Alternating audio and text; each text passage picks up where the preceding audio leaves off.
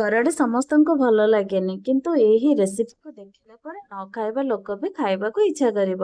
ମୁଁ ସମ୍ବଲପୁରରୁ ବାଉଁଶ କରଡି ଆଣିଥିଲି, ଯାହାକୁ ମୁଁ ଗୋଟେ ଜାରରେ ଷ୍ଟୋର କରିକି ରଖିଛି। ଆପଣ ଚାହିଁଲେ ବି ଏହି କରଡିକୁ ବର୍ଷ ତମାମ ରଖିପାରିବେ। ଏବଂ ଯଦି ଏହି କରଡିକୁ ଷ୍ଟୋରେଜ କରି ରଖିବାର ପ୍ରୋସିଡିୟର ଜାଣିବା ପାଇଁ ଚାହୁଁଛନ୍ତି, ତାହେଲେ ମୋତେ କମେଣ୍ଟ କରନ୍ତୁ, ମୁଁ ତା ପାଇଁ ଗୋଟେ ଏକ୍ସଟ୍ରା ଭିଡିଓ ଆଣିବି। ଆପଣ ଚାହିଁଲେ ଫ୍ରେଶ ବି ଆଣି ବରା ବନେଇ ପାରିବେ। ଏବେ ତାକୁ ପାଣିରେ ଭଲସେ ଧୋଇ ନେବା, ତାପରେ ତାକୁ ଭଲସେ ଚିପୁଡ଼ି ଗୋଟେ ପ୍ଲେଟରେ ରଖିବା।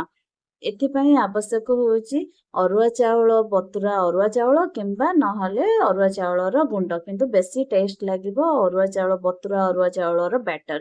ତ ସେଥିପାଇଁ ଆପଣଙ୍କୁ ମିନିମମ୍ 2 ଘଣ୍ଟା ପୂର୍ବରୁ ଅରୁଆ ଚାଉଳକୁ ପାଣିରେ ବତୁରେଇ ରଖିବାକୁ ପଡ଼ିବ। ଏବେ ଆମେ କଣ କରିବା ନା, ବତୁରା ଯାଇଥିବା ଅରୁଆ ଚାଉଳ ସହିତ କଞ୍ଚା ଜିରା, ରସୁଣ, ପିଆଜ, ଲଙ୍କା, ହଳଦୀ ଏବଂ ଆବଶ୍ୟକ ମୁତାବକ ଲୁଣ ଦେଇ ତାକୁ ଭଲସେ ଗ୍ରାଇଣ୍ଡିଙ୍ଗ ହେବା ପାଇଁ ଦେବା।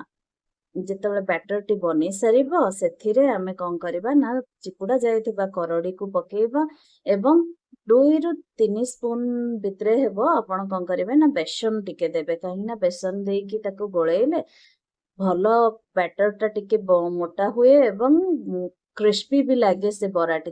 ତାପରେ ଆମେ କଣ କରିବା ନା, କଞ୍ଚା ପିଆଜ ଟିକେ ପକେଇ ଭଲସେ ଗୋଳେଇ ଦେବା। ଏବେ ଆମେ କଣ କରିବା ନା, ପ୍ୟାନରେ ଭଲସେ ତେଲ ଦେଇ ପ୍ୟାନଟିକୁ ତାତିବା ପାଇଁ ଛାଡ଼ିଦେବା। ତାପରେ ଆମେ କଣ କରିବା ନା, ଛୋଟ ଛୋଟ ବରା କରି ପ୍ୟାନରେ ସେଇ ବ୍ୟାଟରକୁ ଲଦିଦେବା।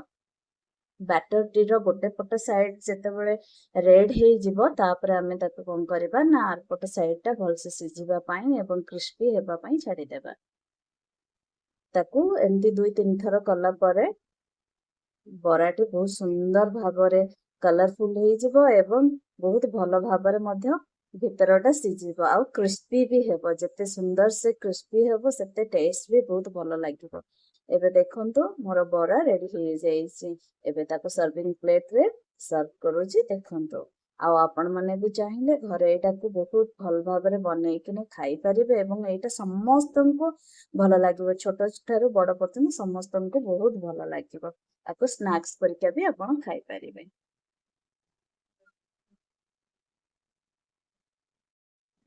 ରହୁଛି, ନମସ୍କାର, ଜୟ ଜଗନ୍ନାଥ। ପୁଣି ଦେଖା ହବ।